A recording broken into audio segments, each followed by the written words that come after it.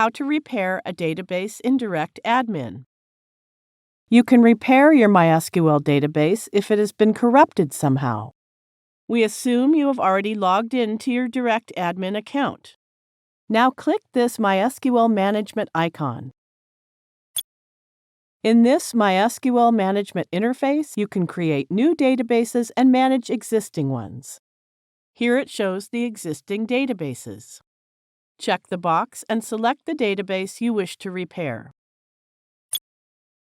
You can select as many databases as you wish to repair at a time. Now click Repair. It displays a report of repair work. You can see it has repaired all the tables of the selected database except one that uses an unsupportable storage engine. Thank you for watching.